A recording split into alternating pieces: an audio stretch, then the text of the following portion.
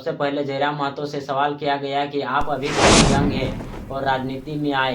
तो दूसरा सवाल जयराम महतो से पूछा जाता है कि आप जो जल जंगल जमीन के मुद्दे उठाते हैं ये सिर्फ मर्दों के लिए हैं। जोहार झारखंड, जय झारखंड। आज हम बात करने जा रहे हैं जयराम महतो के बारे में, जिन्हें Indian school of democracy Delhi से बुलावा आया था। तो आइए जानते हैं कि जयराम महतो से वहाँ क्या क्या सवाल किया गया। तो सबसे पहले जयराम महतो से सवाल किया गया कि आप अभी बहुत यंग हैं और राजनीति में आए।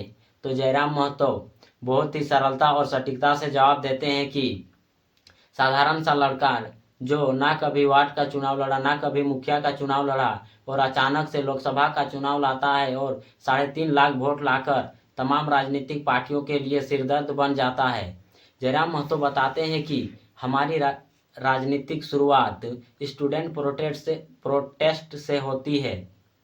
स्टूडेंट प्रोटेस्ट में हमारी कवरेज को मीडिया लेती है और तमाम झारखंड वासियों तक पहुंचाती है, जिससे हमारे विचार लोगों को अच्छा लगता है और वे रात को 2 बजे 2:30 बजे तक हमारी वीडियो को देखते हैं, जिससे हमारी डिमांड बढ़ने लगती है।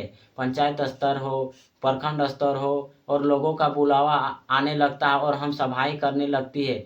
18 जून को हम लोग डिसाइड करते हैं कि चुनाव लड़ेंगे और लगभग 6 महीने पहले हमारे पार्टी का रजिस्ट्रेशन करने के लिए चुनाव आयोग को भेजते हैं, लेकिन अभी तक हमारा पार्टी का रजिस्ट्रेशन नहीं हो पाता है। लगभग 1 साल से भी कम समय में हम लोग चुनाव लड़े और दमदार लड़े।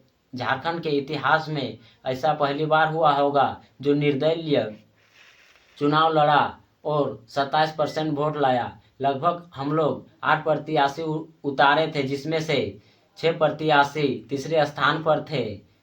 दूसरा सवाल जयराम महतो से पूछा जाता है कि आप जो जल जंगल जमीन के मुद्दे उठाते हैं ये सिर्फ मर्दों के लिए हैं।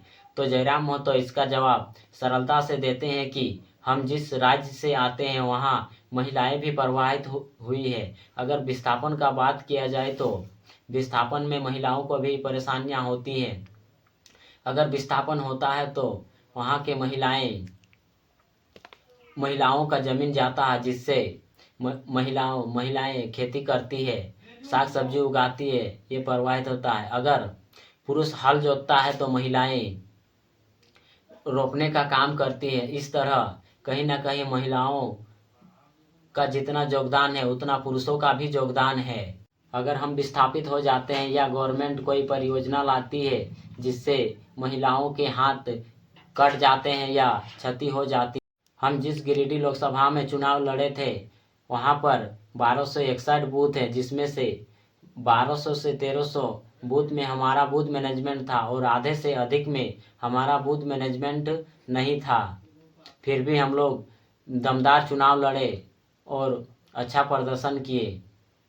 इस तरह दिल्ली महाराष्ट्र में हम यदि बैठेंगे तो ज़रूर कुछ ना कुछ सीखेंगे। और झारखंड में आने वाले नवंबर में विधानसभा चुनाव है, जिसमें हम दमदार प्रदर्शन कर सके। आज हमारी चर्चा हर अखबार में है कि जयराम महतो हारकर भी हीरो बन गया।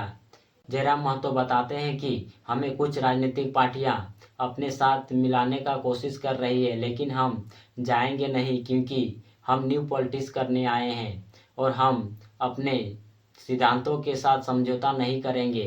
कहा नहीं 2 चुनाव हार जाए, 4 चुनाव हार जाए, लेकिन हम अपने सिद्धांतों के साथ खिलवाड़ नहीं करेंगे।